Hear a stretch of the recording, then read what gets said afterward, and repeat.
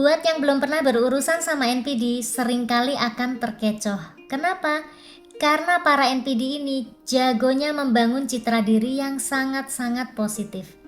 Jadi para NPD ini ya, kalau ke orang lain, ke orang asing, ke orang luar, itu sangat-sangat baik sekali. Tapi ke orang-orangnya sendiri, ke para korbannya, totally different. Makanya seringkali ketika korban NPD ini speak up, nyaris nggak ada yang percaya. Karena itu tadi, para NPD sudah curi start lebih dulu dengan membangun citra diri yang sangat positif. Jadi saat korbannya mulai teriak nih ya, orang-orang akan bilang, nggak mungkin, dia nih orangnya baik sekali.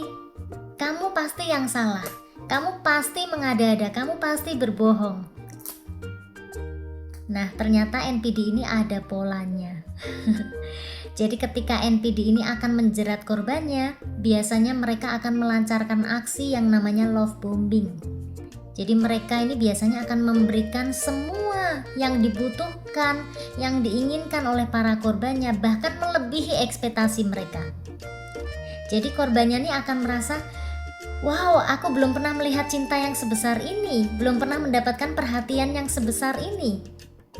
Nah, setelah korbannya kagum, NPD akan melancarkan aksi yang berikutnya, yaitu menjauhkan korbannya dari para support sistemnya.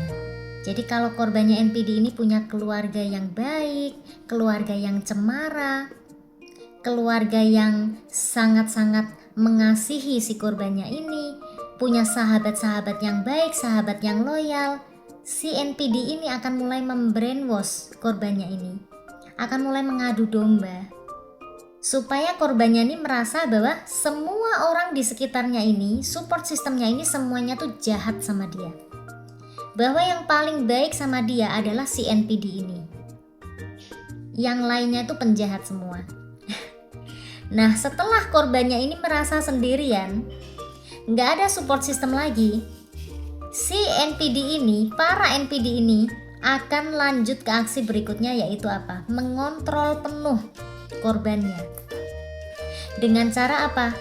Pertama, NPD ini akan menghancurkan dulu harga diri korbannya, membuat korbannya ini merasa seperti orang yang hina, seperti orang yang gak punya value, yang gak pantas dicintai, gak pantas bahagia. Tapi si NPD ini ibaratnya malaikat, ibaratnya pahlawan, yang dengan segala kebaikannya, dengan rela hati mau mencintai, mau mengasihi, mau berbuat baik kepada korbannya ini. Jadi korbannya akan dibuat untuk merasa sehina itu. Jadi akan tergantung penuh dengan si NPD. Dari situlah NPD mengontrol korban-korbannya. Dan para NPD ini pasti melakukan yang namanya kekerasan. Kekerasan bukan selalu kekerasan fisik ya. Ada yang namanya kekerasan verbal, ada yang namanya kekerasan finansial. Nah, ketika korbannya udah mulai merasa ada yang salah, mulai sadar, mulai mau berontak, mulai mau melawan, NPD akan melancarkan aksi yang berikutnya, yaitu dengan cara playing victim. NPD ini akan berubah drastis dari seseorang yang tadinya terlihat punya power, yang terlihat bisa mengontrol korbannya, lalu dia akan langsung seketika berubah total menjadi korban. Langsung berubah peran, dia menjadi korban yang tersakiti, yang menderita. Disitulah para korban NPD biasanya mulai mempertanyakan kewarasan mereka.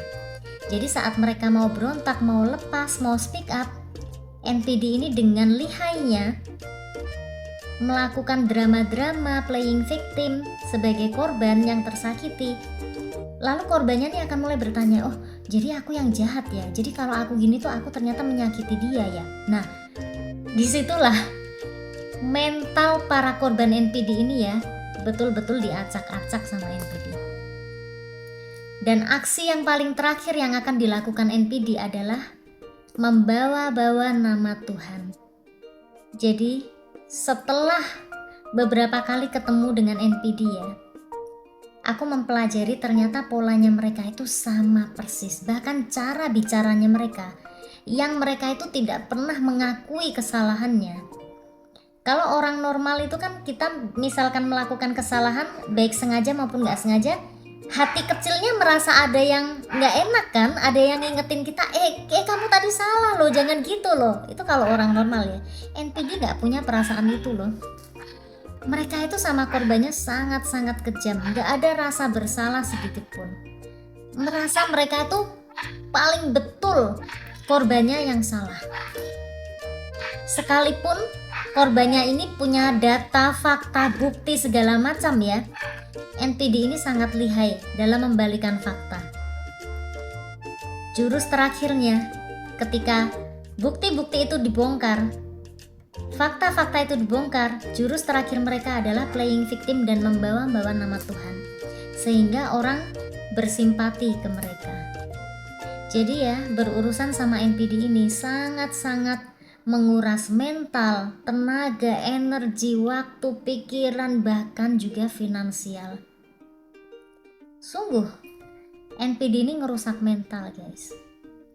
Jadi buat mungkin para wanita khususnya ya, yang belum pada menikah ya, gadis-gadis remaja yang belum menikah, yang mohon maaf, yang tangki cintanya kosong, yang mohon maaf gak ada peran ayah di dalam hidupnya. Yuk sayang-sayangku, jangan keraskan hati, jangan tutup telinga. Kalian dengerin orang-orang yang sudah pernah jadi korban NPD. Pelajari pola mereka, supaya kalian gak terjerat. Karena apa? Terjerat hubungan dengan NPD ini sudah sangat-sangat menyiksa dan melelahkan. Tapi kalian mau bebas pun juga gak gampang. NPD ini bukan tipe orang yang dengan mudah melepaskan korbannya. Enggak.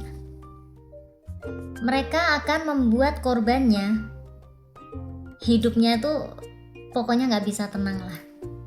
Asli capek banget urusan sama NPD. Jadi ya kita belajar ya, pola NPD itu soalnya sama persis kok ternyata. Betul-betul sama. Kayak mereka tuh pakai templates gitu loh. Ya, jadi kalau kalian ketemu pola-pola itu ya, hindarilah. Dan biasanya di sekitar NPD ini ada yang namanya flying monkey. Flying monkey inilah yang nantinya akan turun tangan. Jadi flying monkey ini ibaratnya kayak kaki tangannya si NPD gitu loh. Mereka lah yang akan turun tangan membantai korban-korban NPD kalau mereka berani speak up. Jadi kayak mainnya keroyokan gitu loh. Mereka lah yang akan membenarkan si NPD, menyalahkan si korban, membangun narasi-narasi bahwa korbannya ini memang pantas diperlakukan seperti itu, korbannya yang salah. Ya begitulah, merepotkannya berurusan dengan NPD karena banyak flying monkey di sekitar mereka yang akan ikut menghancurkan korbannya ketika berani speak up. Semoga kita semua terhindar dari orang-orang yang seperti itu ya.